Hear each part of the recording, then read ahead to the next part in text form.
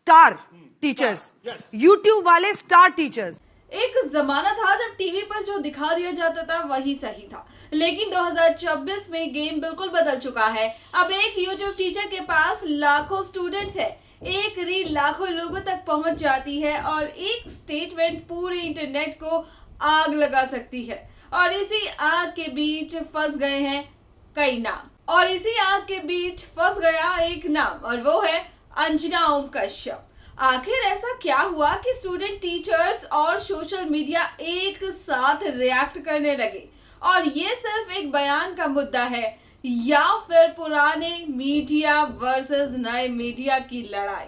दोस्तों, 10 से 15 साल पहले अगर किसी स्टूडेंट को पढ़ाई करनी होती थी तो वो कोचिंग ज्वाइन करो, नोट्स खरीदो और टीवी पर एक्सपर्ट्स की बात सुनो। लेकिन फिर आया इंटरनेट, और इंटरनेट ने एजुकेशन का पूरा सिस्टम ही उलट दिया। अब गांव का स्टूडेंट भी फ्री में प्रिपरेशन कर सकता है।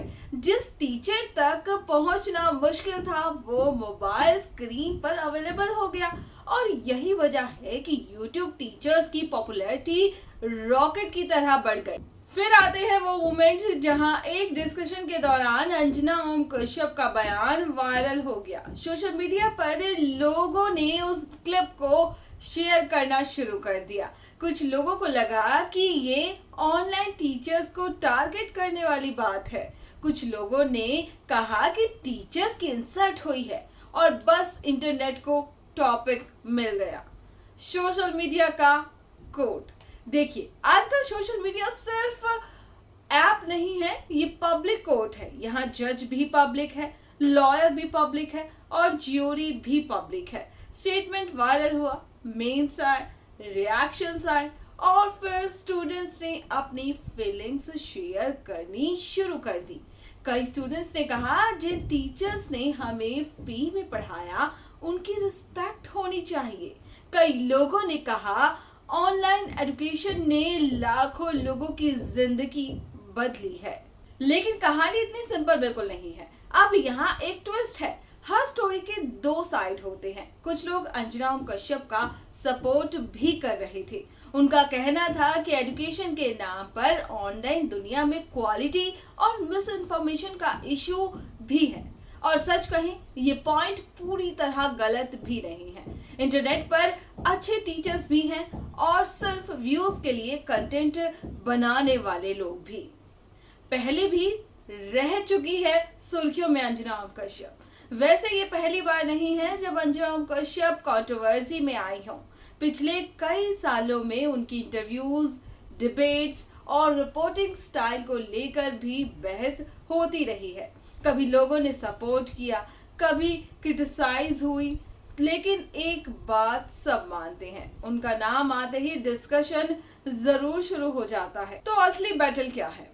अब सवाल ये नहीं है कि कौन सही है और कौन गलत। असली सवाल ये है कि इंडिया बदल रहा है। टीवी का दौर खत्म अभी नहीं हुआ है, लेकिन मोनोपोली खत्म हो गई है। अब इंफॉर्मेशन सिर्फ एक स्क्रीन से नहीं आती। टीवी भी है, यूट्यूब भी है, इंस्टाग्राम भी है, पॉडकास्ट भी है, और ऑडियंस के पास चॉइस भी है। जी बिल्कुल, एक तरफ टीवी एंकर्स हैं तो दूसरी तरफ यूट्यूब टीचर्स, बीच में कॉरियर स्टूडेंट्स। और ये बैटल सिर्फ एक स्टेटमेंट की नहीं है, ये बैटल है इन्फ्लुएंस की। पहले लोग चैनल देखते थे, अब क्रिएटर्स को देखते हैं। पहले ट्रस्ट लोगों पर होता था और अब ट्रस्ट इंडिविजुअल होता है।